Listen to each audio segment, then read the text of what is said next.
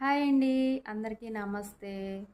చూడండి, గురువారం రోజు పూజ అయితే నాది కంప్లీట్ అయింది.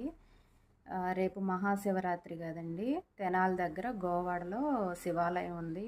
అక్కడ తిరణాలు చాలా బాగా జరిగిద్దండి.